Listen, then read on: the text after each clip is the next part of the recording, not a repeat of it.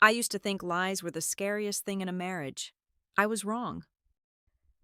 The absolute worst is when the man lying next to you every single night starts believing a fairy tale concocted by his own mother, one slow piece at a time until it sounds more real than reality itself. By the time he slid those divorce papers across our kitchen table, I didn't cry or scream. I didn't have to, because the night before, I found the trail she left behind when she was too certain she had already won. My name is Brooke Bryant. I am 38 years old, and my marriage is quietly ending on a gray Tuesday afternoon. The sky over our suburban Charlotte home is the exact color of bruised iron, heavy with a late autumn rain that stubbornly refuses to fall. The kitchen, with its vast expanse of white marble and custom oak cabinets, usually feels like the warm, beating heart of this house. Today, it feels exactly like a sterile interrogation room. The low, constant hum of the stainless steel refrigerator is the only sound breaking the suffocating silence as I stand completely frozen, staring at my husband, Evan Mercer. He reaches out slowly and slides a thick, intimidating stack of pristine white papers across the cold stone of the kitchen island. The heavy thud of the document seems to echo sharply against the subway tile backsplash.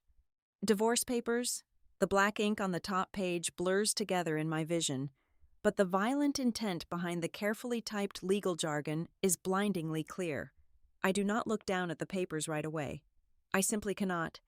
Instead, I look past Evan, letting my gaze drift to the sunlit breakfast nook just a few feet away. His mother, Lorraine Mercer, sits there. She is perched delicately on the edge of the tufted linen chair, her posture impeccably straight, her perfectly manicured hands resting neatly in her lap. She wears a beige cashmere sweater that whispers of old, quiet wealth and generations of unearned confidence. She is terrifyingly calm. Lorraine does not look like a grieving mother witnessing the devastating collapse of her only son's life. She looks like a seasoned theater director watching opening night from the absolute best seat in the house, utterly satisfied with how her lead actor is delivering the lines she meticulously wrote for him. I pull my gaze back to Evan. I stand there and wait for the fire. I wait for the flushed cheeks, the raised voice, the chaotic, desperate energy of a man who firmly believes his wife has committed the ultimate, unforgivable betrayal.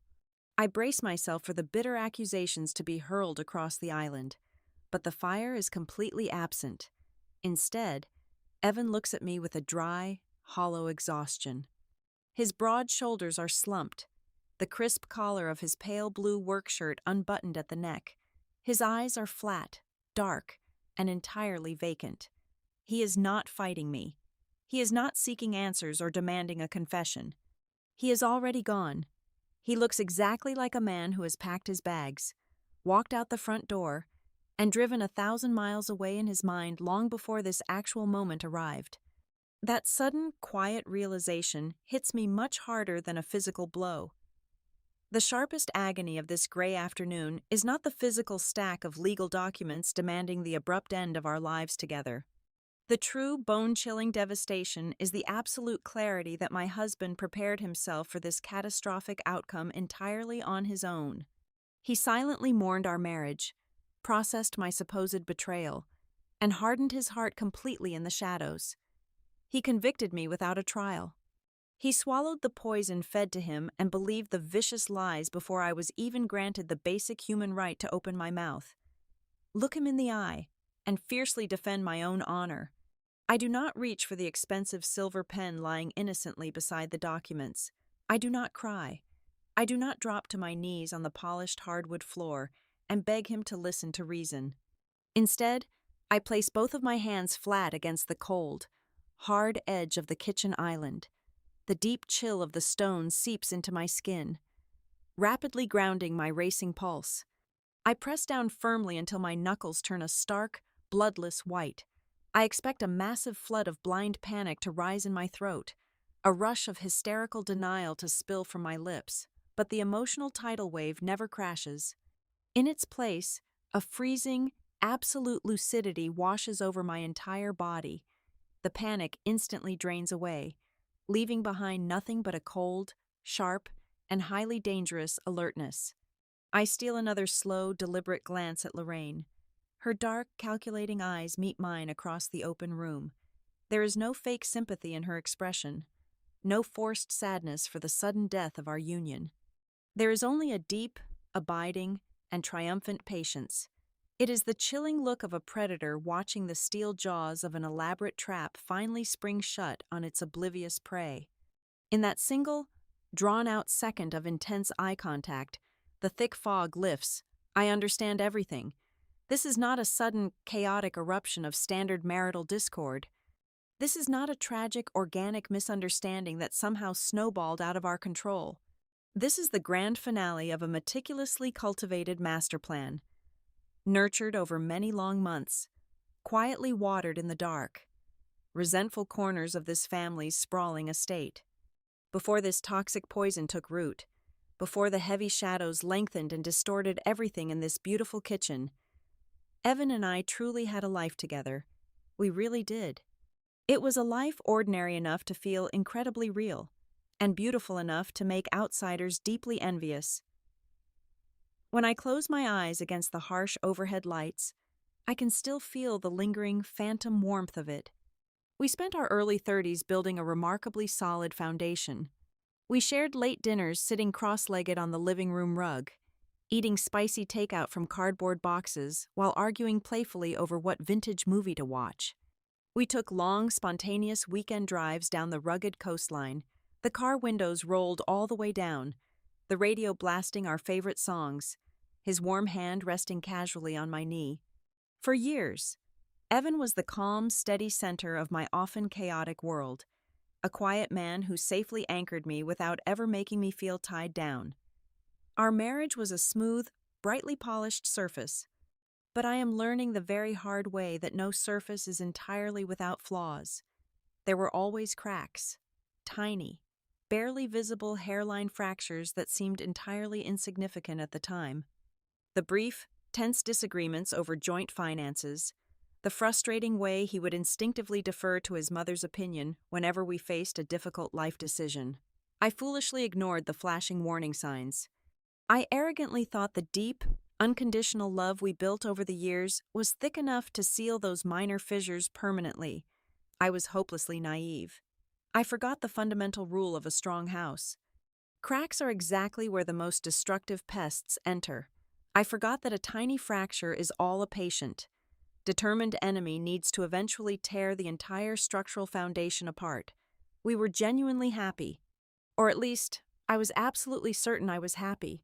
I truly thought Evan was too. But looking at the defeated, gray stranger standing across from me right now, I realize with horrifying clarity how easily the warmth of those precious memories has been deliberately rewritten. Someone had taken a sharp, heavy chisel to those tiny cracks, working away tirelessly day after day, week after week, until the entire load-bearing structure of our mutual trust collapsed completely. And I know exactly whose perfectly manicured hands held that chisel. The air in the kitchen feels 20 degrees colder now. The heavy rain finally begins to fall outside, tapping a relentless, mocking rhythm against the large bay windows. Evan shifts his weight from one foot to the other, clearly uncomfortable in the heavy, stretching silence. He desperately wants me to pick up the pen and sign my name. He wants this painful confrontation over. He wants to escape the uncomfortable, messy reality of executing his own marriage. But I remain perfectly still, my hands securely anchored to the stone counter, my mind furiously racing backward through the timeline of the past several months. I am rapidly piecing together the subtle, strange shifts in his behavior. The whispered telephone conversations abruptly ended the exact second I walked into a room, the cold shoulder heavily disguised as a long, tiring day at the office. I take a deep, slow breath, filling my lungs with the stale, dead air of our dying marriage. I will absolutely not sign these legal papers today. I will not give them the immense, immediate satisfaction of a swift, unquestioning, and silent surrender. Because as I look closely at the two people occupying my home, the grand illusion entirely shatters. I see the ugly, undeniable truth. I see the invisible, tight strings perfectly connecting Evan's profound emotional exhaustion directly to Lorraine's immaculate sitting room poise. What exactly did I see flashing across my mother-in-law's face in the suffocating, silent tension of this kitchen? A fleeting, terrifying micro-expression that made me absolutely, undeniably certain that this impending divorce did not begin with the organic doubts of a heartbroken husband, but with the ruthless, calculating, and bottomless greed of a mother. I pull my mind away from the suffocating chill of the kitchen and force myself to remember the man Evan used to be. Before the silence swallowed us whole, before his mother orchestrated this sterile execution of our vows, there was a beginning, a real one. We met when we were both relentlessly clawing our way up the professional ladder. I was 29 and exhausted, working as an operations manager at Harbor Point Civic Systems. My days were consumed by urban data consulting, drowning in zoning regulations, traffic flow metrics, and municipal budgets. It was a chaotic, high-stakes environment where I thrived purely on stale coffee and sheer stubbornness. Evan, on the other hand, was the newly appointed head of the project division at his family business, Mercer Holdings. He operated in a world of sleek boardrooms and inherited leverage, worlds away from my gritty spreadsheets. Our paths collided during a joint city infrastructure planning initiative. What drew me to Evan was not the heavy weight of his last name or the tailored cut of his expensive suits. It was his remarkable, unshakable calm. In a cramped conference room full of loud, aggressive contractors and anxious city officials fighting fiercely for resources, Evan sat back, listened quietly, and only spoke when he had the exact pragmatic solution. He was the kind of man who did not need to suck all the oxygen out of a room to prove he was in charge. He possessed a quiet, grounding gravity. To a woman whose entire life had been a frantic, uphill battle just to survive, his steady presence felt like the ultimate sanctuary. He made me feel incredibly safe, simply by existing next to me. We were entirely different creatures born of entirely different ecosystems. I grew up in a loud, working-class neighborhood where money was something you measured in double shifts and late notices. My parents worked tirelessly with their hands and their backs to keep a modest roof over our heads. I built my career from the ground up through rigid organization, relentless persistence, and an absolute refusal to fail. I earned every single thing I possessed, but to Evan's parents, particularly Lorraine, my calloused background was not a badge of honor, it was a permanent stain. In her refined, old-money social circles, I was never viewed as an equal partner for her son. I was quietly categorized as a beneficiary, a clever opportunist who had managed to attach herself to the Mercer legacy to enjoy a free ride. I did not belong, and she ensured I felt the sharp, polite edges of that truth at every family gathering. The only saving grace in that imposing family was Evan's late father, Arthur Mercer. Arthur was a shrewd, self-aware man who recognized the suffocating nature of the empire he had built. Surprisingly, he adored me. He saw past my lack of pedigree and respected my grit. I remember sitting with him on their sweeping veranda one humid summer evening, nursing tall glasses of iced tea. He looked at me with his piercing eyes and told me I was the only person with enough fire to keep Evan anchored to the real world. Arthur feared his son would eventually become nothing more than a passive, empty shadow of the Mercer name, simply following the path laid out for him by a domineering mother. He believed I was the lifeline Evan needed to become his own man. Losing Arthur just 2 years into our marriage was a devastating blow, one that removed the only protective shield I had against Lorraine's quiet hostility. Before we walked down the aisle, there was a prenuptial agreement. It was handled discreetly, slid across a polished mahogany conference table in a high-rise law firm. At 29, blindly in love and fiercely protective of my own independence, I viewed the thick document as a mere legal formality, a wealthy family tradition. I skimmed the heavy legal jargon, entirely uninterested in the intricate divisions of assets and corporate shares. My pride dictated that I prove to Lorraine and the entire world that I was marrying Evan for his heart, not his portfolio. I signed my name in thick black ink, completely ignoring the specific, buried clauses that would eventually become the very weapons used to destroy my life. I will not pretend our marriage was a flawless fairy tale. The first few years were incredibly rocky. We clashed violently over finances, his casual disregard for budget sheets crashing head-on into my deeply ingrained survival instincts. We fought over our brutal work schedules, spending weeks passing each other like tired ghosts in the hallway. But our most bitter, exhausting fights were always about his mother. Evan had a deeply ingrained, almost reflexive habit of seeking Lorraine's approval for every major decision we faced. Whether we were discussing buying a new car, choosing an investment portfolio, or deciding which neighborhood to settle in, her invisible hand always guided his choices. It infuriated me. I felt like I was constantly competing with a phantom who had a permanent seat at our dining table. Yet, despite the fights and the looming shadow of his family, our marriage was fiercely real. We built a genuine, pulsing life together underneath the pressure.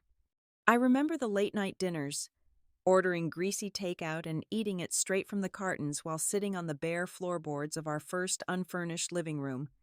I remember the spontaneous, chaotic weekend trips to the mountains, getting completely lost on winding back roads and laughing until our ribs ached under the pouring rain. We had our own private language, a collection of quiet inside jokes that could make us smile from across a crowded room. We spent lazy Sunday mornings sketching out ambitious renovation plans for the house, arguing playfully over paint swatches and tile patterns. We even started whispering about the future, tracing the shapes of imaginary children in the empty air, wondering if a little boy would inherit his quiet eyes or my stubborn chin. We were a real family, entirely separate from the Mercer Empire. Evan loved me. I know he did. I can still feel the heavy, comforting weight of his arm thrown over me in the middle of the night, drawing me close in his sleep. That love was not an illusion. It was a solid, breathing thing that we nurtured together. And that is precisely what makes the current reality so agonizing. The betrayal I am facing now would not feel so much like a fatal wound if the love had not been so profoundly genuine. The fact that we had something so beautiful and true makes the systematic dismantling of it an act of pure, unadulterated cruelty. The foundation was solid, but the enemy was already inside the gates, patiently waiting in the parlor. I should have recognized the exact nature of the threat long before today. The warning was there, subtle but terrifyingly clear. It was a Tuesday evening, perhaps 4 years ago. Lorraine had dropped by unannounced, a common occurrence I usually tolerated with a tight smile. I walked into the home office to bring her a cup of fresh coffee. She was standing perfectly still by Evan's heavy oak desk. A binder containing a copy of our prenuptial agreement was lying open on the leather blotter. He must have been reviewing it for some routine tax filing. Lorraine was staring down at the open pages. She was not reading the legal text. Her eyes were completely unfocused, yet intensely sharp. She ran a single, perfectly manicured fingernail slowly down the length of the page, tracing the invisible lines of a clause I had long forgotten. I stopped in the doorway, the ceramic cup suddenly heavy in my hands. The expression on her face was not one of idle curiosity or motherly concern. It was a look of cold, calculating anticipation. In that brief, chilling moment, my mother-in-law was not looking at a standard legal agreement between two people in love. She was staring intently at a deadly, unexecuted sentence, quietly waiting for the perfect day to hand the executioner the axe. When Arthur passed away, the massive, impenetrable structure of the Mercer Family Trust was forcibly cracked open for probate and internal restructuring. It was during that suffocating, grief-stricken period of endless estate audits and tedious paperwork that a dormant, easily overlooked clause within our prenuptial agreement suddenly woke up and bared its incredibly sharp teeth.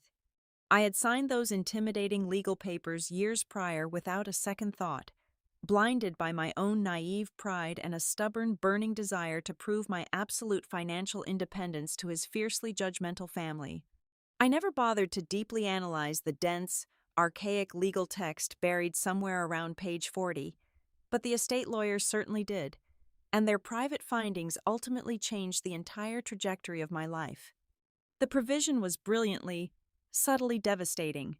A ticking time bomb wrapped tightly in formal legal jargon. It dictated a very specific financial penalty regarding a seemingly useless piece of commercial property. The clause stated clearly that if Evan was the party to legally initiate a divorce, a designated parcel of commercial land would be severed from the family trust and transferred entirely into my name as a protective settlement. At the time of our crisp autumn wedding, that specific land transfer felt like a hollow, almost insulting concession. The property was a forgotten, heavily overgrown lot sitting adjacent to a decaying industrial stretch on the far edge of the county limit. It was essentially useless dirt. It produced absolutely zero revenue, harbored rusted wire fencing, and was categorized internally by the Mercer accountants as a completely dead asset. It was purely symbolic, a clever piece of legal theater designed by their high-priced attorneys to make the draconian marital agreement look somewhat equitable should it ever be scrutinized by a judge in open court.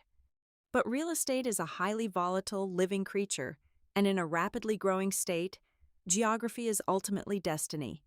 Exactly 3 years after we stood at the altar and said our vows, the State Transportation Board finalized a massive, sweeping legislative initiative to expand the regional logistics and freight corridor. That dead patch of dirt was suddenly sitting dead center in the newly zoned commercial transit hub. Overnight, the forgotten lot was transformed into prime development acreage for corporate warehousing and interstate distribution. The valuations skyrocketed practically in the blink of an eye, leaping from a negligible tax write-off to a staggering appraisal of over $3 million. I remained blissfully unaware of this massive, life-altering financial shift. I never tracked the intricate daily fluctuations of the Mercer family portfolio. I had my own highly demanding career at the consulting firm, my own steady paycheck, and an intense, deeply personal desire to keep my hands completely clean of their generational wealth.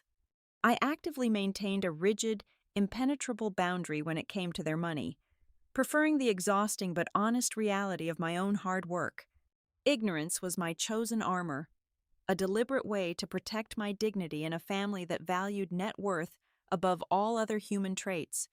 But Lorraine wore her financial knowledge like a loaded weapon. She obsessively monitored every single decimal point, market trend, and property assessment connected to her surname.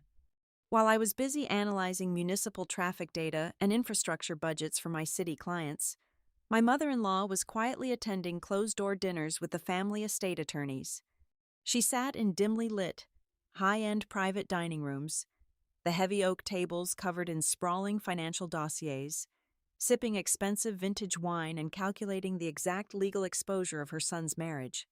Every billable hour she spent with those men in sharp suits was dedicated to mitigating the disaster I represented.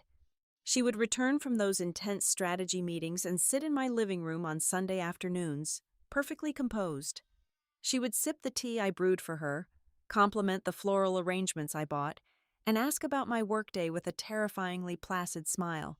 She acted as if the very ground beneath my feet had not just turned into solid, undeniable gold, expertly hiding the sheer panic of a woman watching a perceived thief unknowingly stand directly over her vault.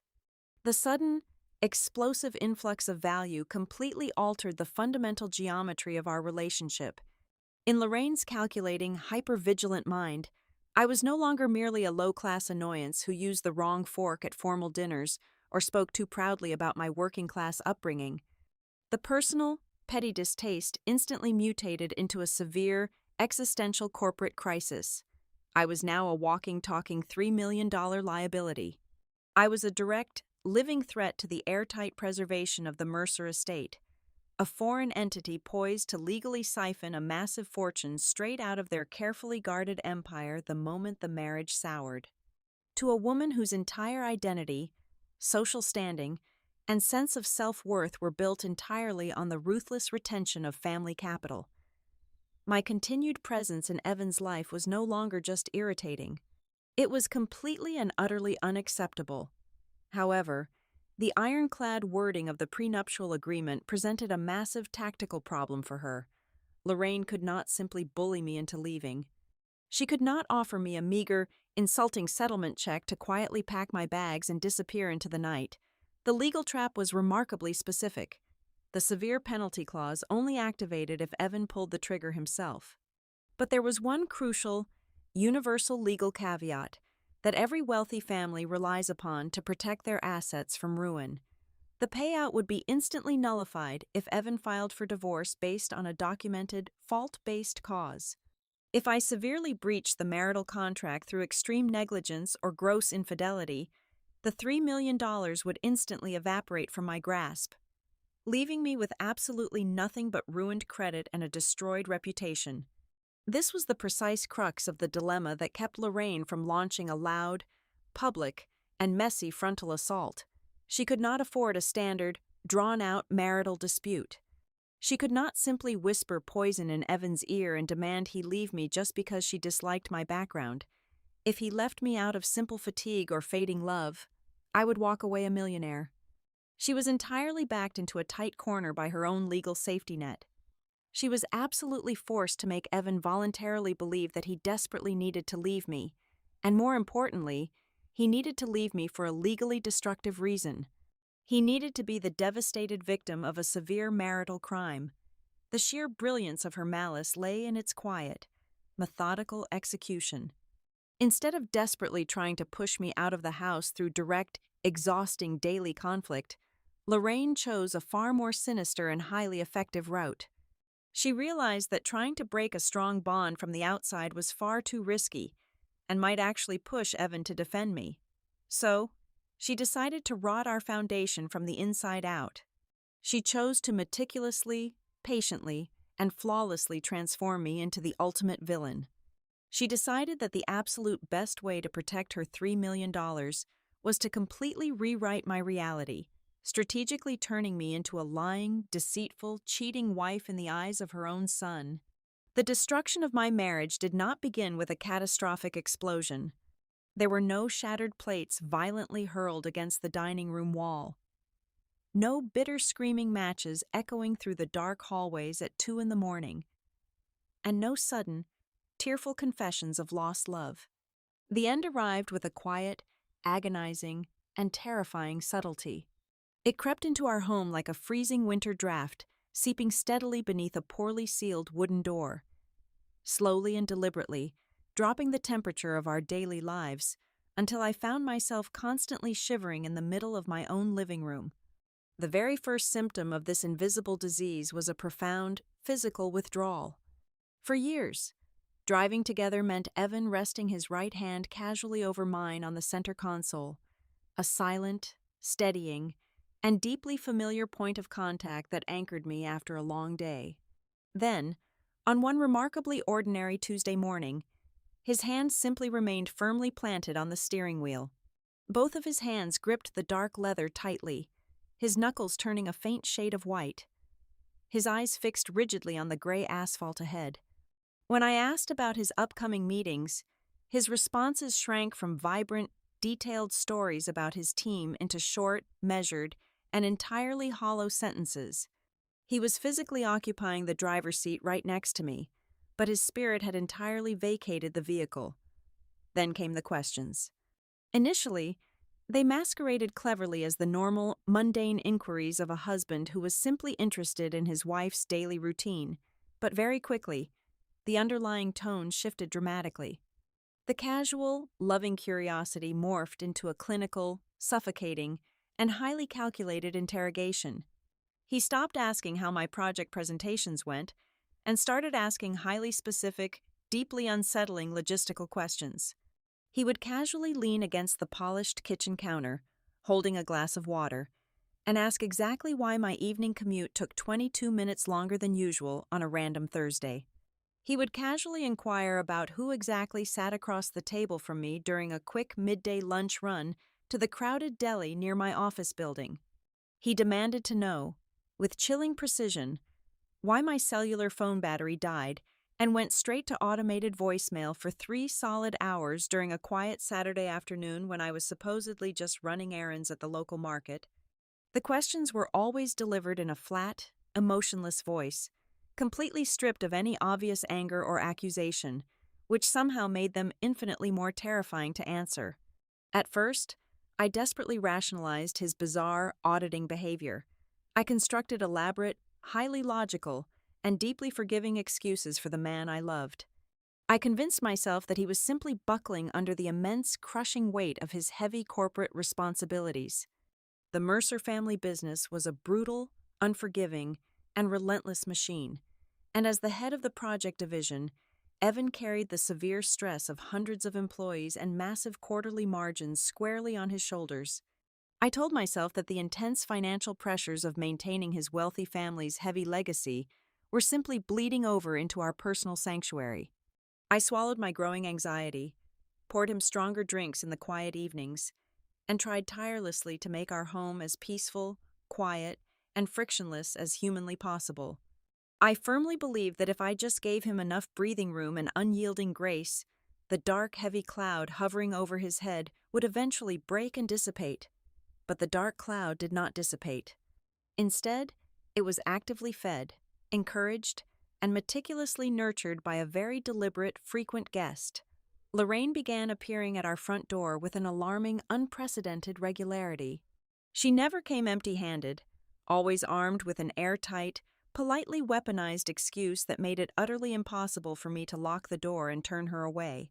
She would arrive unannounced on a Wednesday evening, holding a heavy ceramic dish of baked pasta, claiming she just wanted to personally ensure Evan was eating a hearty, home-cooked meal during his incredibly stressful business quarter. She would show up early on a Sunday morning wielding a yellow tape measure and a notebook, insisting she had brilliant, necessary new ideas for remodeling our guest bathroom and wanted to check the dimensions. She openly declared to my face, with a smile that never quite reached her calculating eyes, that her frequent visits were strictly to help Evan decompress, to generously take some of the heavy domestic burden off my tired shoulders since I was clearly so terribly busy with my own demanding career. Her physical presence in my carefully curated home was undeniably suffocating, but the true horror was the invisible, toxic residue she always left behind long after the heavy front door clicked shut. I began to notice a terrifying, undeniable, and entirely predictable pattern. Every single time Lorraine drove her pristine luxury sedan away from our property, the emotional temperature in my marriage plummeted another 10 degrees. After her seemingly innocent visits, Evan would retreat entirely into his private study, closing the heavy oak door with a quiet, dismissive, and final click. When he finally emerged hours later, he looked at me completely differently. The sheer exhaustion and emptiness in his dark eyes were entirely replaced by a cold, hardened, and deeply embedded suspicion. He looked at me not as his trusted wife of several years, but as a dangerous stranger he had just been explicitly warned about. It was as if during those quiet, isolated moments alone with him in the kitchen, while I was purposely staying upstairs or out watering the garden, someone had leaned in close and steadily whispered a completely distorted, grotesque, and highly convincing version of our life together directly into his ear. The invisible poison floating through our hallways soon manifested into a very specific, explicitly named target, Miles Avery. Miles was a senior data analyst at Harbor Point Civic Systems, a quiet, mildly awkward, and intensely focused man who sat exactly 3 cubicles down from my own office. We were nothing more than polite, professional colleagues who occasionally shared a fresh pot of break room coffee or briefly collaborated on massive municipal zoning spreadsheets. He was entirely inconsequential to my personal life and utterly invisible outside the walls of the firm. Yet, out of absolutely nowhere, Evan began dropping his name into our sparse evening conversations with a jarring, highly unnatural frequency. If I mentioned a difficult, exhausting client presentation, Evan would immediately stop reading his emails and ask if Miles was the specific person who helped me build the digital slide deck. If I mentioned that I casually grabbed a black coffee from the lobby cafe on my way up to the office, he would sharply ask if I happened to bump into Miles standing in the line. He deliberately weaponized the name of a mild-mannered man he had never even met in person, expertly turning a boring, harmless coworker into a looming, shadowy, and constant phantoms sitting at our dining room table. The sheer absurdity and the suffocating weight of the situation finally broke my long-practiced, silent patience. One incredibly tense Sunday evening, as the heavy, unyielding silence threatened to crush the absolute last bit of remaining air out of our dimly lit living room, I sat down on the sofa right beside him. I kept my voice entirely calm, low, and steady, fighting the desperate urge to scream.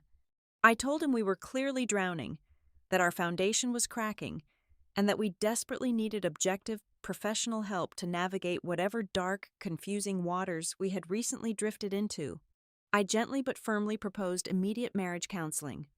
I offered to personally find a neutral, highly qualified therapist, someone entirely removed from the heavy gravity and vast influence of the Mercer family. A safe, quiet space where we could just be two ordinary people fiercely trying to save their life together. Evan did not even turn his head to look at my face. He kept his dark eyes locked firmly on the blank, black television screen across the room.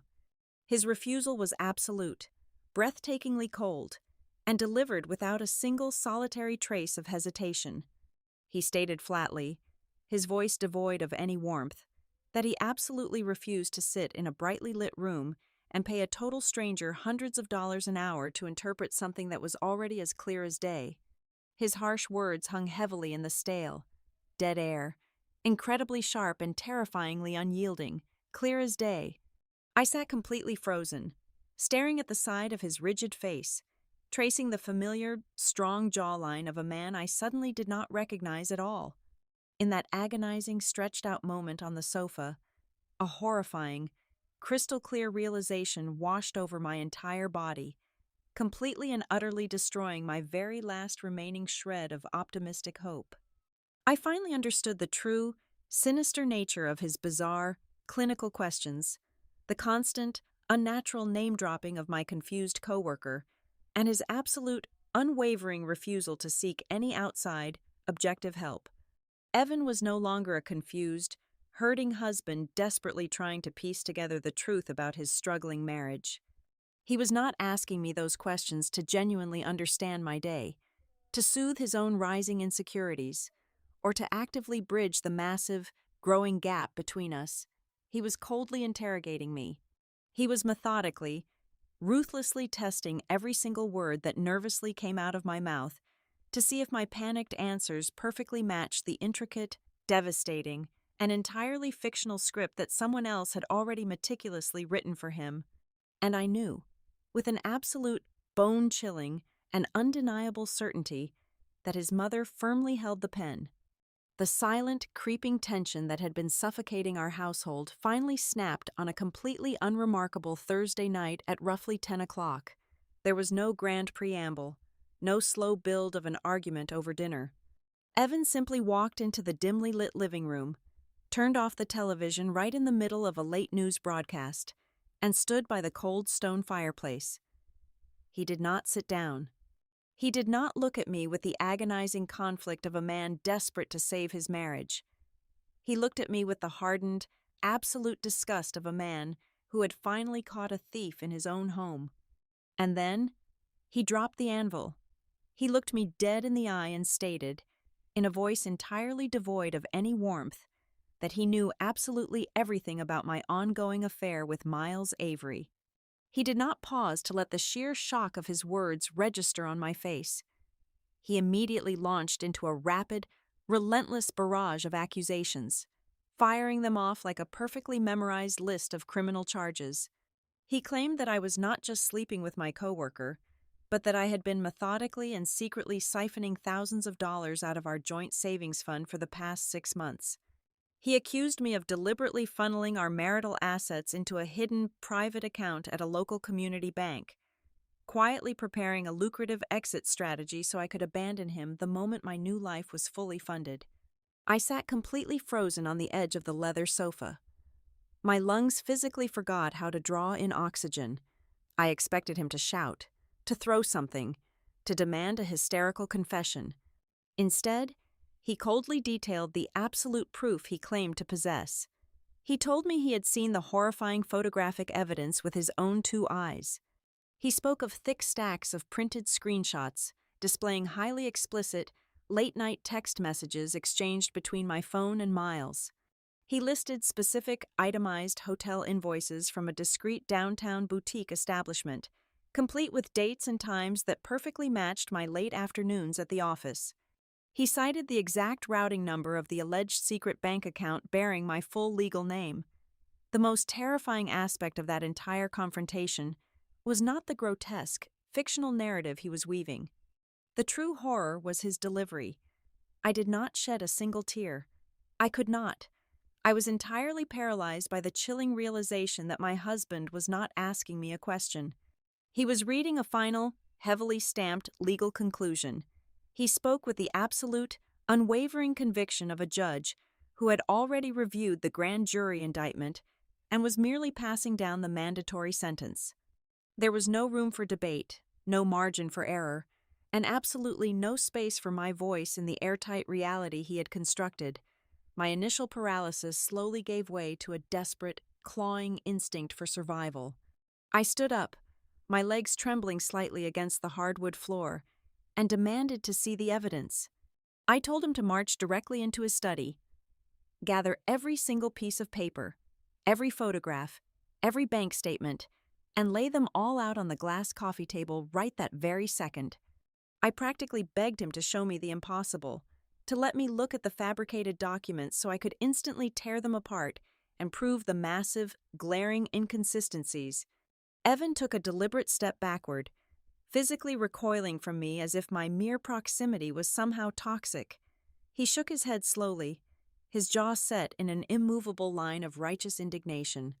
He looked at me with a sickening mixture of pity and absolute contempt. He stated firmly that he absolutely refused to drag those filthy documents out into the open.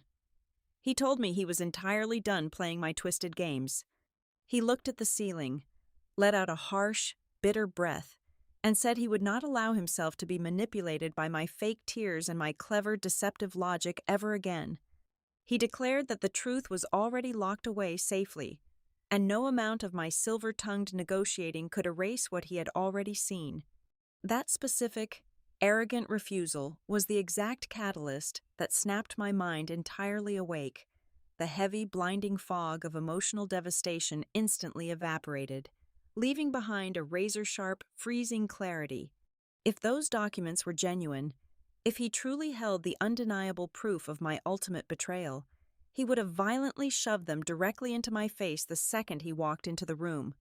A betrayed, furious husband wants his cheating wife to look at her own sins. He wants to watch her crumble under the undeniable weight of the truth. But Evan was hiding the paperwork. He was aggressively protecting the evidence from my scrutiny because the evidence could not withstand even a single minute of my direct examination. In that fleeting fraction of a second, a seemingly innocent, entirely forgotten memory from exactly 3 weeks prior violently clicked into place. It had been a quiet Wednesday afternoon. I was working from the kitchen island when Lorraine let herself in through the side door. She had smiled her usual, tight-lipped smile and asked if she could briefly borrow the high-speed laser printer in our home office. She claimed her own machine at the estate was broken, and she urgently needed to print out several dozen pages of updated medical insurance renewals. I had barely looked up from my laptop, blindly trusting the mundane excuse. I remembered the rhythmic, mechanical hum of the printer running steadily for nearly 20 minutes down the hall. I remembered the thick, heavy stack of warm paper she kept clutched tightly against her chest as she briskly walked back out to her luxury car, deliberately avoiding my gaze. She had not been printing insurance forms. She had been manufacturing my execution. I did not scream. I did not fall to my knees and beg Evan to blindly trust the woman he married over the papers his mother handed him. I looked at the man standing across from me, a man so thoroughly brainwashed by a master manipulator that he could no longer distinguish his own reality from a meticulously forged lie, and I realized that arguing with him was completely useless. You cannot use genuine emotion to fight a war that the enemy has already rigged with fake data. I turned around without saying a single word. I walked away from him, leaving him standing alone in the center of the room with his rehearsed, righteous anger. I slowly climbed the oak staircase, each step heavy and deliberate. I walked into the master bedroom, closed the heavy wooden door behind me, and turned the brass lock until it clicked loudly in the silence. I did not turn on the bedside lamps. I slid down the wall and sat on the cold floor in the pitch-black darkness. For the first hour, the sheer, agonizing pain of the betrayal burned through my chest like acid. But as the dark hours of the night dragged on, the intense, searing agony began to harden. The devastated, heartbroken wife slowly bled out on that floor, and someone entirely different took her place. I sat in the dark and meticulously organized the sudden, violent shift in power. Lorraine thought she had won because she had successfully weaponized paperwork. She assumed I would react like a typical, emotional victim. She expected me to panic, to cry, to lose my mind in front of Evan, thereby perfectly confirming the erratic, guilty behavior she had written into her script. When the first gray light of dawn finally broke through the bedroom window blinds, I stood up. I was completely empty of grief, filled entirely with a cold, terrifying, and highly calculated purpose. I did not reach for my phone to call my closest friend and sob into the receiver. I did not frantically search the internet for a standard family law attorney to file a defensive, desperate divorce petition. I knew exactly what kind of war I was fighting now. I picked up my phone, stepped into the bathroom, and ran the shower to mask the sound of my voice. I made two very specific, highly deliberate phone calls. The first was to a ruthless private investigator. The second was to a high-level digital forensics auditor. I understood with absolute certainty that I could never win this battle by pleading for Evan to remember our love. I was going to systematically hunt down every single piece of fake data his mother had manufactured, tear her pristine forgery to shreds, and use the sheer, undeniable truth to absolutely destroy her. The morning after the confrontation, I waited in absolute silence until Evan finally left for the corporate office. I bypassed the paralyzing emotional shock entirely and moved straight into a state of tactical survival. I quietly slipped into his private study, located his heavy leather briefcase, and used the spare brass key he arrogantly thought he had hidden well inside his desk drawer. Inside were the very documents he had so violently refused to show me the night before. I did not read them to weep over the cruel lies printed on the pages. I laid them perfectly flat on the mahogany desk and systematically photographed every single page with my phone, capturing the fabricated text messages, the fake hotel receipts, and the altered bank statements. Then, I put everything back exactly as I found it, leaving no trace of my presence. By noon, I was sitting rigidly in the sterile, unlisted office of Tessa Cole. Tessa was a highly experienced private investigator, but she did not handle typical, messy infidelity cases. She specialized exclusively in severe domestic harassment cleverly disguised as complex property disputes. She knew exactly how wealthy families use their vast resources, legal intimidation, and covert surveillance to break unwanted spouses. Sitting right next to her at the large conference table was Gavin Pike, a highly sought-after digital forensics auditor whose entire professional career revolved around tracing edited documents, forged financial statements, and unauthorized network access. I slid my phone across the polished wood, displaying the captured photographs of my alleged sins. Gavin uploaded the high-resolution images to a secure terminal and immediately began his meticulous dissection. It took him less than 45 minutes to completely dismantle the terrifying reality Evan had chosen to believe in. Gavin pointed his pen at the large monitor, zooming in tightly on the printed bank statement of the supposed secret account. He explained in a calm, clinical voice that the document was a crude digital manipulation. The baseline grid of the text was entirely misaligned. The specific font used for the deposited amounts did not match the proprietary typeface legally licensed by that specific local community bank. More importantly, he ran a structural analysis on the pixel degradation around the edges of the text blocks and confirmed it was a spliced compilation. Someone had deliberately taken a legitimate, blank statement template and pasted my name and manipulated dollar amounts over it using basic image editing software. The digital export layer was entirely inconsistent with actual banking software standards. It was a complete fake, likely generated on a home computer, printed out on a standard laser printer, and presented to my husband as absolute gospel. While Gavin tore apart the financial forgery piece by piece, Tessa focused entirely on the human element of the attack. She asked me to reconstruct my daily calendar for the past 12 months with excruciating detail.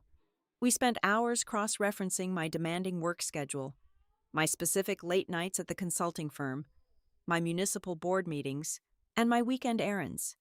Then, Tessa overlaid Evan's sudden, interrogating questions and his inexplicable, dramatic shifts in mood onto my schedule. Finally, we mapped out every single time Lorraine Mercer had physically set foot inside my home. The resulting timeline spread across Tessa's massive corkboard was undeniable. It formed a perfect, horrifying, and incredibly precise pattern.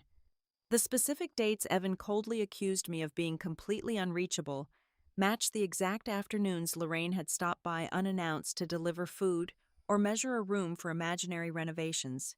Every single time, Evan suddenly grew distant and began asking rapid-fire questions about my whereabouts. His mother had been granted unsupervised access to our shared living spaces, our discarded mail on the kitchen counter, and our home office just 24 to 48 hours prior. She was entirely managing the flow of poisonous information, planting the seeds of doubt exactly when she had the physical opportunity to gather the necessary fertilizer. But one massive, terrifying question remained completely unanswered. How did Lorraine obtain the highly specific, accurate details of my daily professional life to make her vicious lies sound so incredibly convincing? The fake hotel receipts Evan possessed matched the exact dates I had actually been working late at the office. The supposed illicit text messages from Miles Avery perfectly mirrored the exact hours we had been stuck together in long, tedious municipal zoning meetings. Lorraine was not just taking wild guesses. She possessed my actual hour-by-hour schedule. As Gavin began asking detailed questions about the internet network security protocols in my house, a sudden, violently cold memory hit me with the force of a physical blow. My blood turned to absolute ice. Roughly 1 year ago, during the bustling holiday season, Lorraine had arrived at our front door holding a brightly wrapped box. She generously gave us a sleek, high-end digital photo frame, insisting in her sweet, practiced voice that it would be a lovely addition to our living room decor. She even offered to set the device up herself, specifically connecting it to our home wireless internet network so she could remotely upload vintage family vacation pictures for us to continuously enjoy. I had foolishly thought it was a rare, genuinely thoughtful gesture aimed at warming our home.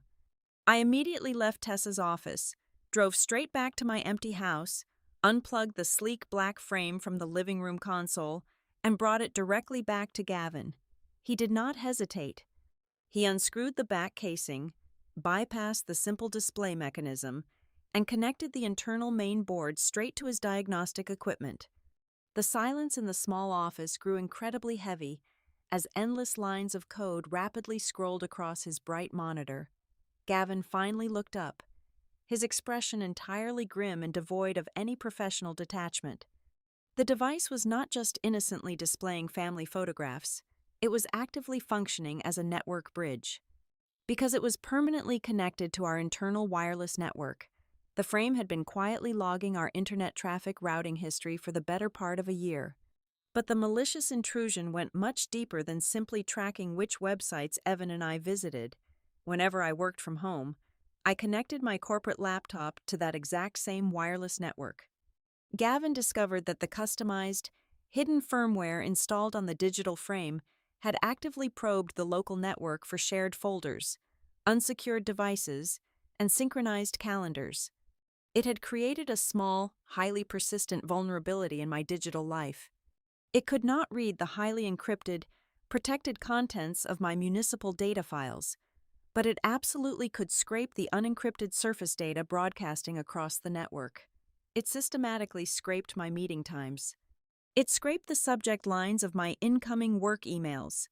It scraped the names of my frequent contacts, specifically and repeatedly logging exactly how often I communicated with my colleague Miles Avery. The sheer scale of the calculated violation left me completely breathless. I stared at the lines of code on the screen, my stomach twisting into a tight, agonizing knot. This entirely explained exactly why the fabricated evidence of my infidelity was so dangerously effective and nearly impossible for Evan to instantly refute. The specific dates, the exact times, the geographical locations, and the names involved were all entirely real. Lorraine had taken the completely innocent, mundane, and honest framework of my actual life and simply injected a lethal, highly toxic dose of fiction directly into the hollow spaces. She maliciously used my real late meetings and twisted them into dirty hotel rendezvous. She used my real, boring project emails with Miles and distorted them into a passionate, secret affair. Lorraine did not just sit in the safety of her sprawling, luxurious estate and invent a random story from afar. She had physically, deliberately infiltrated my absolute safest sanctuary. She had essentially placed a digital spy right in the center of my living room, looking me straight in the eye and smiling warmly at me while she plugged it directly into the wall. She had entirely weaponized the very rhythm of my daily existence, maliciously using the honest, exhausting hours I spent building my career and contributing to our household to construct a flawless, undeniably convincing version of betrayal that my husband eventually swallowed whole. I finally realized the terrifying magnitude of my situation. I was not just fighting a bitter, overly attached mother-in-law. I was fighting a highly calculated predator who had been silently hunting me from the inside of my own home for nearly a solid year. The air in the small, windowless office grew thicker with every passing hour as Gavin continued to pull apart the digital threads of my ruined life. We were no longer just looking at a misguided husband or a simple misunderstanding. We were actively excavating a meticulously designed crime scene. Gavin leaned closer to his glowing monitors, his fingers flying across the quiet keyboard. He had bypassed the superficial layers of the fabricated evidence and started hunting the actual origins of the digital traffic. He brought up a heavily encrypted data log and pointed to a specific, anonymous email that had been successfully routed directly into my husband's private, highly secure business inbox. Attached to this phantom email was a beautifully rendered, official-looking document. It was a lease deposit confirmation for a luxury, short-term rental apartment located deep in the heart of the upscale downtown district. The sender address was a very clever, highly deceptive variation of my maiden name, deliberately structured to look exactly like a careless, accidental forward on my part. It was designed to make him believe I was quietly securing a high-end bachelor pad to conduct my fictional affair. But the genius of a digital forensic auditor lies in ignoring the obvious lie and hunting the invisible truth. Gavin completely ignored the fake name and pulled the deep digital headers embedded in the email's source code. He aggressively traced the unique media access control identifier, the specific hardware fingerprint of the actual device that generated and sent the message over the network. The long alphanumeric string of text did not point to a random internet cafe or a hired hacker in a distant country. It perfectly matched the specific network identifier of the expensive, rose gold tablet my mother-in-law carried meticulously in her designer leather tote bag everywhere she went. She had sat in her sunlit parlor, sipping tea, and personally typed out the poison. While Gavin unraveled the digital infrastructure, Tessa returned to the conference table with her own horrifying stack of physical revelations. She spread out a carefully organized sequence of printed papers. There were several parking garage receipts, 2 expensive dinner bills from a high-end steakhouse, and a grainy, highly zoomed-in photograph of me briskly walking through the revolving glass doors of a massive commercial office building. I stared down at the images and the crinkled receipts, feeling the warm blood completely drain from my face. My hands began to shake slightly. Every single item laying on the polished wood table was technically, terrifyingly real. I had physically parked my car in that exact underground garage on a rainy Tuesday. I had eaten a late dinner at that specific steakhouse on a Thursday night. I had walked through that exact building lobby just last month. But as Tessa gently tapped her pen against the documents, She pointed out the brutal, highly calculated omissions. The reality had been surgically altered. The dinner receipts were meticulously cropped just above the guest count line, deliberately hiding the absolute fact that the table was seated for 6 municipal contractors, not a romantic table for 2. The grainy photograph of me entering the building was violently cropped just inches to my right, completely erasing the 3 other project managers who were walking right beside me, holding identical briefcases. The chilling realization washed over me like a bucket of freezing winter ice. My mother-in-law did not simply invent a crude, clumsy, and easily disproved lie from thin air. A complete fabrication would have been too risky, too easy for me to immediately tear down with a solid alibi. Instead, she did something infinitely more sinister. She actively harvested the mundane, boring truth of my exhausting professional life. She took my real movements, my actual locations, and my genuine receipts. Then, she shredded that truth into tiny, unrecognizable pieces and expertly stitched them back together to create a flawless, suffocating monster. She built a cage out of my own reality. However, a fictional romance was only one half of the trap. To fully activate the devastating penalty clause buried deep within the prenuptial agreement, the campaign required a solid, undeniable financial motive. She needed to legally prove that I was a hostile actor preparing to severely damage the family estate. Gavin ran a deep, comprehensive audit on my personal credit history and banking inquiries. He flagged a highly irregular, formal request placed exactly 4 months ago. Someone had officially requested a comprehensive, certified copy of my entire credit file and asset history from a major credit bureau. The digital request form was authorized using a clumsily forged, electronic version of my signature. It was the absolute perfect foundational brick for her legal narrative. By generating that specific documented inquiry, she deliberately planted the undeniable digital footprint of a greedy wife secretly taking inventory of her independent assets. It perfectly laid the groundwork for the story that I was quietly preparing to aggressively split the marital wealth, liquidate my positions, and vanish into the night with my supposed lover. But the absolute most damning piece of the entire puzzle, the smoking gun that instantly elevated this nightmare from a bitter family dispute into a fully coordinated, multi-person conspiracy, came from a small, insignificant piece of plastic. Gavin successfully found the original billing source for the shady digital application that generated the fake, explicit text messages between my bewildered coworker and me. The monthly subscription was paid for using a prepaid, entirely untraceable retail gift card. To the average person, a prepaid card is a dead end. But a prepaid card must be physically activated at a retail cash register before it can be used online. Tessa took the unique serial number Gavin extracted and tracked the activation sequence to a sprawling chain pharmacy located exactly 3 miles away from the massive iron gates of the Mercer family estate. Armed with her private investigator credentials, a polite smile, and an intimidating knowledge of local privacy laws, she convinced the hesitant store manager to pull the high-definition security camera footage from the exact hour of the purchase. The room fell completely silent as Tessa slid a glossy, printed still frame across the table toward me. I looked down at the grainy black and white image, fully expecting to see a hired stranger, a local teenager paid in cash, or perhaps my mother-in-law herself wearing a large hat and dark sunglasses. Instead, a wave of pure, unfiltered nausea hit my stomach, forcing me to grip the edge of the table to steady myself. The woman standing at the brightly lit register, casually handing over crisp cash for the prepaid card, was a face I had known intimately for nearly a decade. It was the longtime personal assistant of the Mercer family. She was a quiet, highly efficient woman who had sat comfortably in my living room on countless occasions. She had cheerfully drank my coffee, helped me arrange flowers for holiday dinners, and smiled warmly at me for years.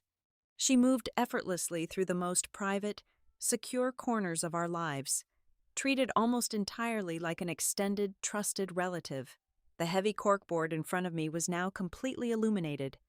The scattered, confusing pieces of the past year violently snapped together into a singular, horrifying picture. This was no longer just the tragic, common story of an overbearing mother quietly whispering toxic rumors into her vulnerable son's ear. This was a highly funded, meticulously prepared, and aggressively executed corporate assassination of a marriage. She possessed specialized digital tools. She possessed the ruthless intelligence to manipulate physical infrastructure and financial records. She possessed a loyal, well-paid accomplice who was perfectly willing to commit federal fraud on her behalf. And every single moving part of this elaborate, terrifying machine was aimed squarely at one singular, obsessive goal. She needed to manipulate the narrative so perfectly, so completely, and so legally that my husband would feel he had absolutely no other choice but to be the one to sign his name and file for divorce first. I possessed the weapon, but a weapon is entirely useless if fired at the wrong angle. My immediate burning instinct was to storm directly back to the house, kick open the door to Evan's study, and violently hurl the thick stack of forensic reports right at his chest.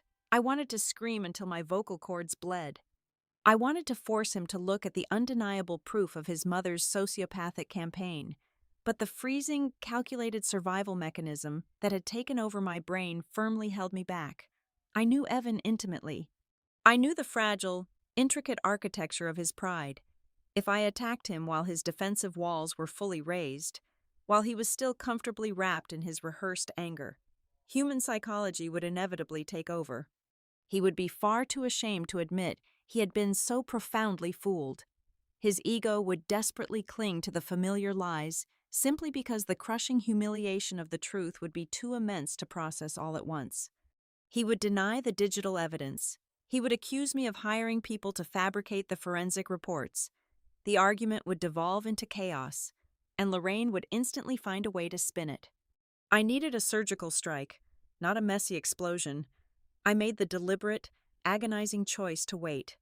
I would not say a single word until the exact moment Evan formally presented the final divorce petition. I needed Lorraine to feel absolute, intoxicating victory. Predators are always the most reckless right before they consume their prey.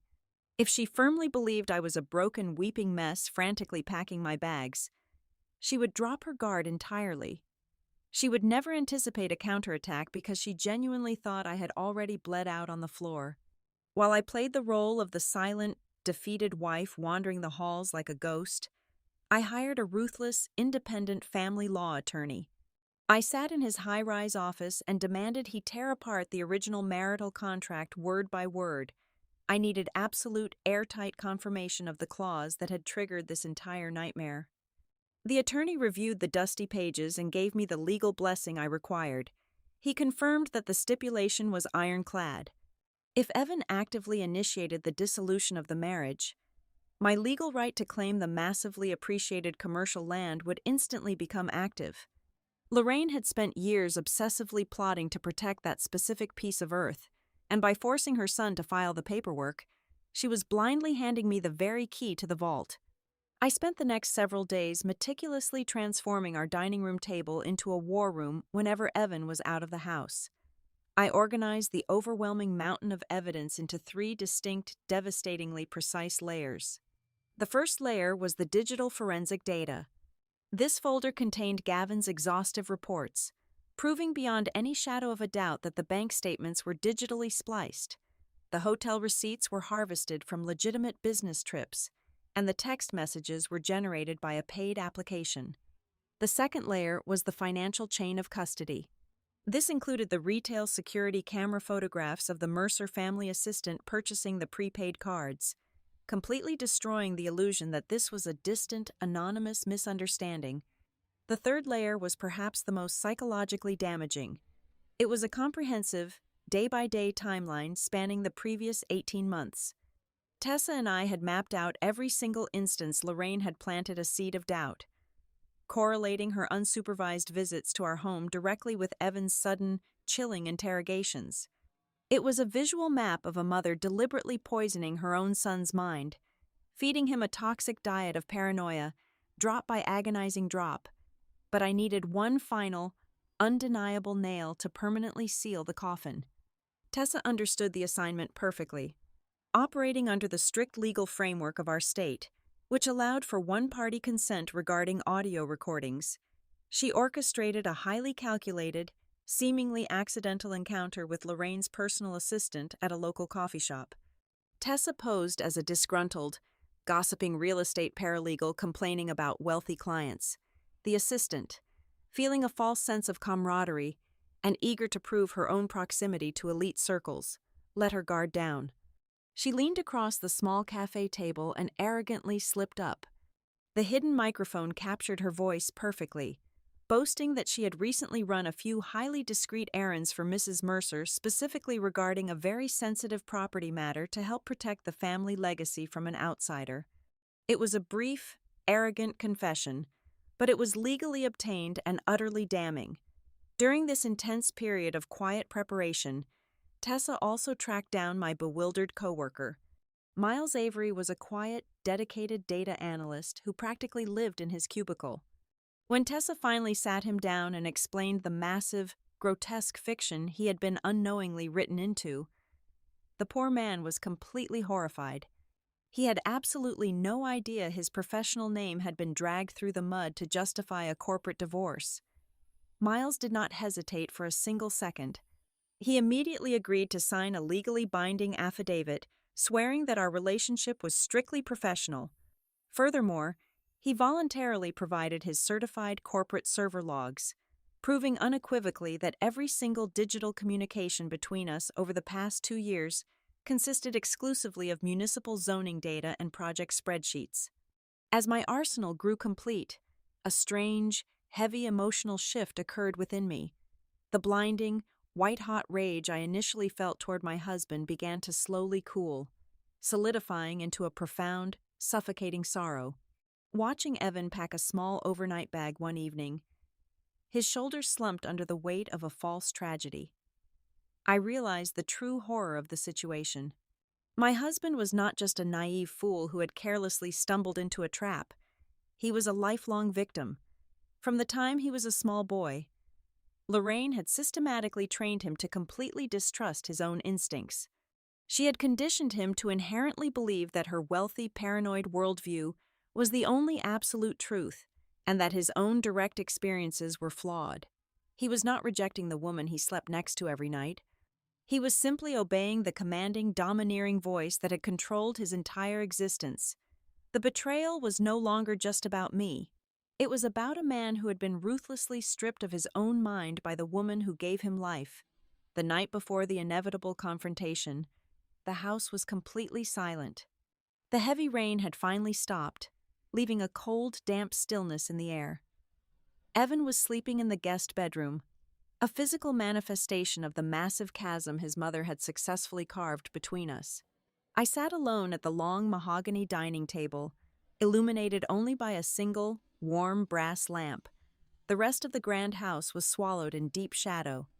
I laid the 3 thick manila folders out in a perfectly straight line on the polished wood. I picked up a black pen and began deliberately labeling each section: digital forensics, financial trace, psychological timeline. The rhythmic scratch of the pen against the thick paper was the only sound in the suffocating quiet. My hands were completely steady. My heartbeat was a slow, calm drum. I was no longer the devastated, weeping wife Lorraine Mercer had envisioned in her arrogant fantasies. I was the architect of her absolute ruin. I stared at the neat stacks of paper, knowing with terrifying certainty that when the sun rose tomorrow morning, I would not just be legally saving my own reputation. I was going to systematically dismantle a monster in Kashmir. I was going to force my husband to look directly into the blinding light of the truth, and I was going to completely expose a mother who had maliciously used the sacred concept of family love as a lethal weapon. We are back in the suffocating gray morning, standing exactly where this quiet execution was supposed to take place. The rain outside is a steady, bleak drumbeat against the large bay windows. Evan stands on the opposite side of the sprawling marble island. He has just pushed the thick, pristine stack of divorce papers across the cold stone toward me. The expensive silver pen lay perfectly parallel to the signature line, a gleaming invitation to quietly surrender everything I had left. Lorraine Mercer sat in the tufted linen chair in the breakfast nook just a few steps away. Her hands are neatly folded in her lap. Her face is a terrifying portrait of serene, quiet victory. She is patiently waiting for the inevitable weeping, the desperate begging, the final pathetic curtain call of my ruined marriage. I do not reach for the silver pen. I do not even glance at the heavy legal jargon demanding the immediate dissolution of our union. I place both of my hands flat against the cold marble to steady myself, not from any lingering fear, but from the immense, vibrating adrenaline of a hunted woman who has finally trapped her predator. I slowly reach down into the large leather tote bag, resting heavily against my leg. I pull out the 3 thick, meticulously labeled manila folders I assembled the night before. I lift them and drop them directly on top of his legal documents. The heavy, flat thud echoes violently in the quiet room, instantly shattering the delicate tension.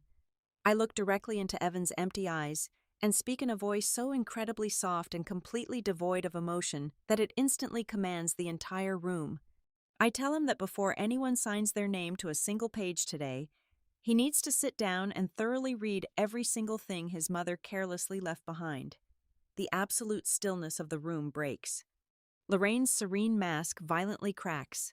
She pushes herself up from the chair, the wooden legs scraping loudly against the hardwood floor. She marches toward the kitchen island, her beige cashmere sweater suddenly looking less like the armor of old wealth and more like a costume she is rapidly outgrowing. She points a perfectly manicured finger at the heavy folders and sharply tells Evan to completely ignore me.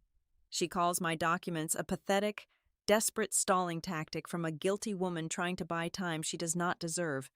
She commands him, using that familiar, domineering tone she has successfully used to control his entire life, to force me to sign the papers immediately. I completely ignore her existence. I keep my gaze locked entirely on my husband. I reach out and flip open the first heavy folder. I bypass the typed summaries and go straight to the digital forensics report detailing the fabricated bank statement. I point my finger directly at the blown-up, high-resolution images of the forged document. I tell Evan, keeping my tone entirely clinical and detached, to look closely at the misaligned typographical grid. I tell him to read the auditor notes detailing exactly how the specific pixel degradation proves the dollar amounts were digitally pasted over a blank template. I point out the file export layers that completely contradict standard banking software encryption protocols. Evan stands completely rigid for 3 long seconds. He desperately wants to look away. He wants to blindly trust the narrative he has already accepted and mourned, but the sheer, highly organized volume of the evidence sitting directly under his nose is a gravitational pull he simply cannot resist. He slowly reaches out. His hand is trembling slightly. He turns the first page, then he turns the next.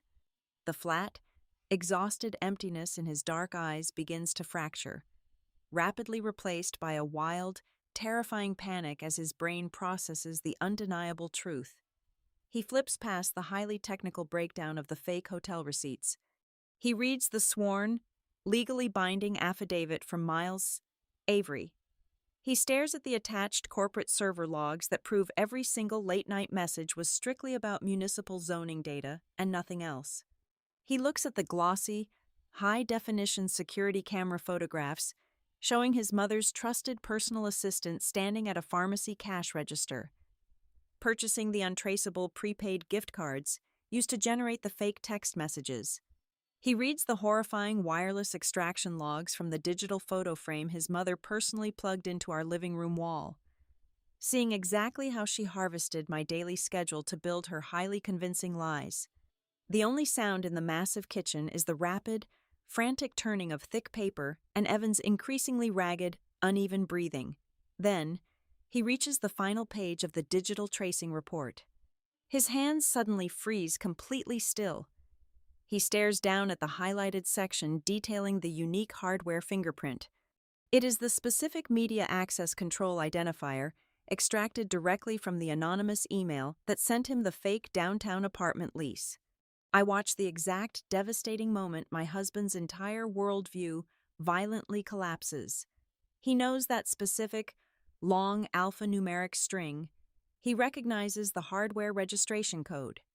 It legally belongs to the custom engraved rose gold tablet he personally purchased and configured for his mother exactly 2 Christmases ago. Lorraine sees the color completely drained from her son's face. She realizes with horrifying clarity that her flawless, untouchable script has been entirely burned to ashes right in front of her. She steps right up to the edge of the marble island, her dark eyes darting frantically between Evan and the damning forensic reports. Her mouth is suddenly incredibly dry. Her impeccable, aristocratic poise evaporates, leaving behind nothing but the chaotic, scrambling panic of a cornered criminal trying to escape a burning building.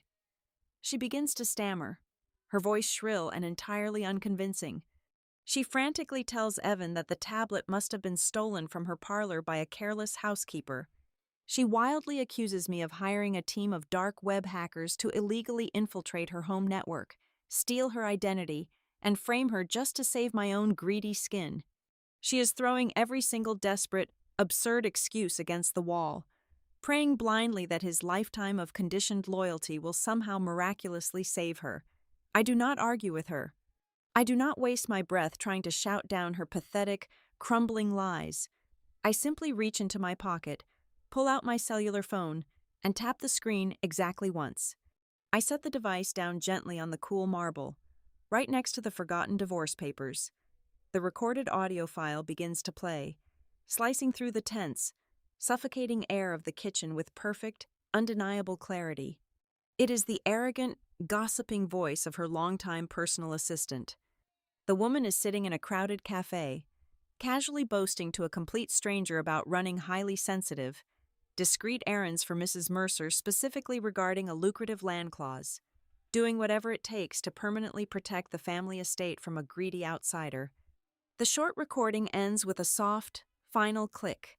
The ensuing silence in the kitchen is not just heavy, it is completely absolute. It is the terrifying, deafening silence of a massive structural collapse after the violent dust has finally settled. Lorraine stops speaking mid-sentence.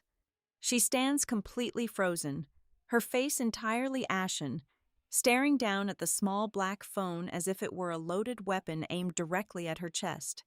I take a slow step back from the island, crossing my arms over my chest, letting the absolute, crushing devastation of the truth fill the entire room.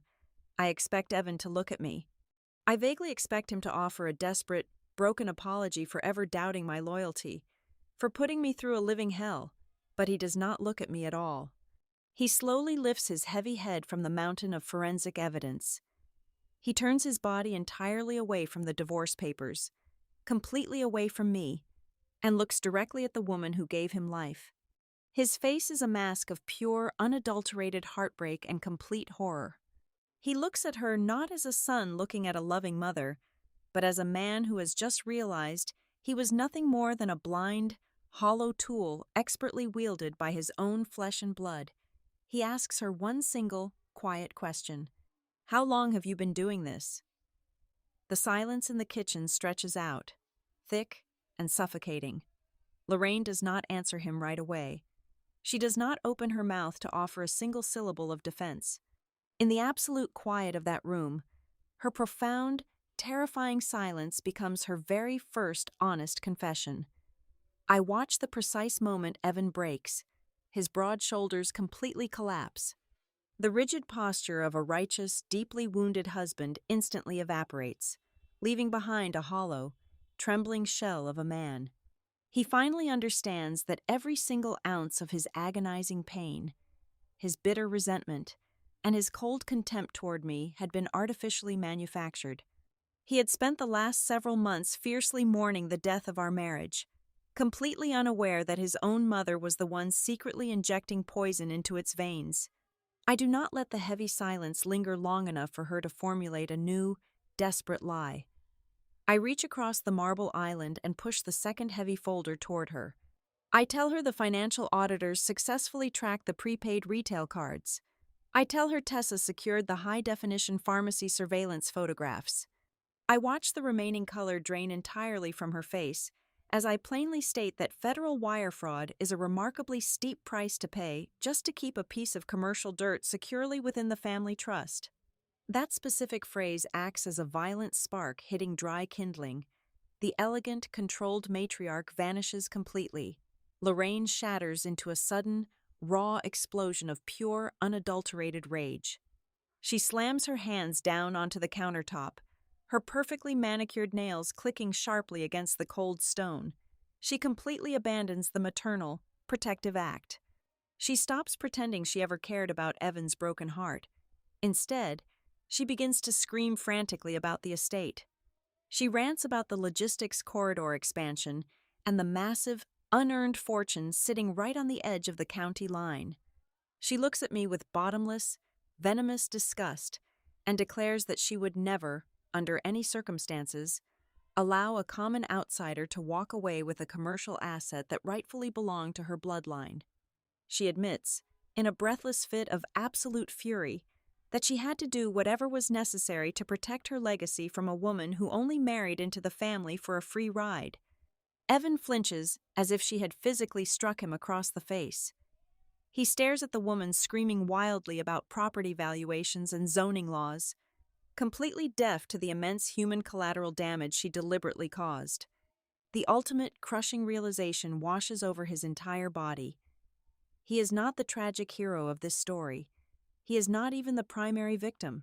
He is nothing more than the perfect, oblivious tool in his mother's aggressive legal strategy. She desperately needed someone to formally file the divorce papers to trigger the protective clause and sever my claim to the land. She could not do it herself, so she simply turned her son into her personal executioner. He realizes he was entirely weaponized to legitimize her bottomless greed. He looks down at the thick stack of divorce papers he confidently brought into the kitchen, the papers he entirely expected me to sign in a puddle of guilty tears. I reach out, pick up the expensive silver pen lying on the island, and calmly place it back into his trembling hand. I tell him in a perfectly steady voice that I will absolutely not be signing his documents today or tomorrow.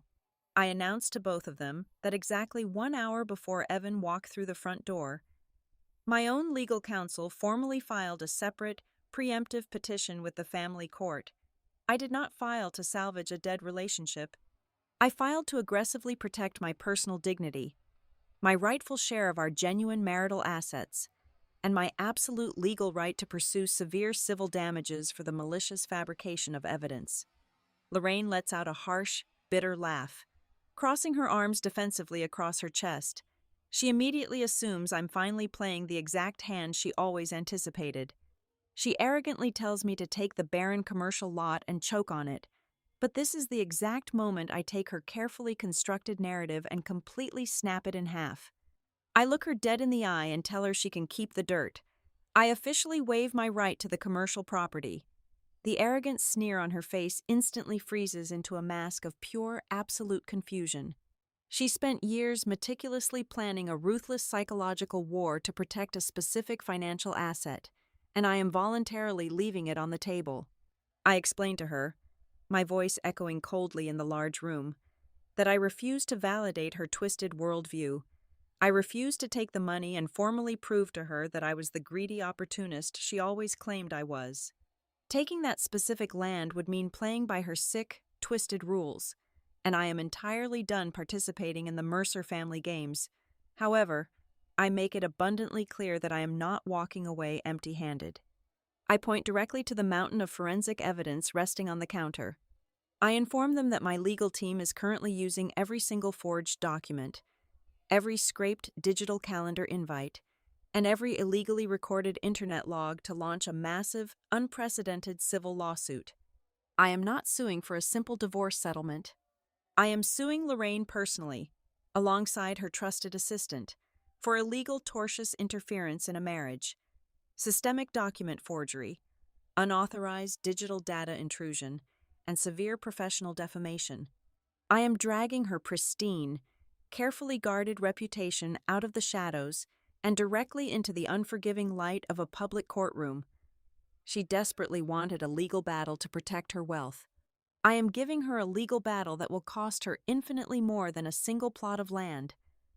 Lorraine opens her mouth, but absolutely no sound comes out. The sheer, catastrophic magnitude of her miscalculation has finally paralyzed her. Evan slowly walks around the kitchen island. He stops a few feet away from me. The anger is completely gone from his dark eyes, replaced by a desperate, drowning sorrow. He reaches out, his hand hovering in the empty space between us, terrified to actually touch my skin. His voice breaks as he deeply begs me to stop the legal filings. He pleads with me to give him a second chance, to let him make this right, to let him thoroughly prove that he can cut her out of his life forever. He heavily swears he loves me and that we can rebuild everything she systematically destroyed. I look at the man I deeply loved. I look at the quiet, steady anchor I built my entire adult life around. But the broken man standing in front of me is a complete stranger. I do not offer him a warm smile, and I do not offer him my forgiveness. I tell him the absolute most devastating truth of all. The precious thing his mother stole from me was not just my reputation or his trust. She violently stole nearly 2 years of my actual, breathing life. I spent hundreds of days and nights twisting myself into knots, trying tirelessly to save a man who was actively evaluating my every spoken word against a fake script. I cannot unlive that suffocating nightmare, and I cannot unsee how incredibly easy it was for him to believe the absolute worst of me. I do not wait for his painful response. I turn my back on the pristine kitchen, the marble countertops, and the shattered remnants of the Mercer legacy. I gracefully pick up my leather bag and walk straight down the hallway. I open the heavy front door and step out into the sharp, freezing afternoon air. The rain has completely stopped, leaving the quiet suburban street washed clean and blindingly bright. I walk down the long driveway without looking over my shoulder a single time. I am not a discarded, defeated wife being quietly pushed out the back door. I am the only person in this entire tragedy who possesses the immense courage to look the ugly truth right in the face and survive it. Lorraine spent an entire year meticulously planting invisible traps all over my home, desperate to orchestrate my absolute destruction. But as I walk away, I feel nothing but a profound, liberating peace. The very same footprints she carelessly left in the dark to ruin my life have become the exact weapons that will publicly, legally, and permanently dismantle hers. Thank you so much for listening to my story today. Please leave a comment and let me know where you are listening from so we can interact and share our thoughts together. Also, please subscribe to the Maya Revenge Stories channel, like this video, and show your support by hitting the hype button so that the story in this video can be heard by many more people.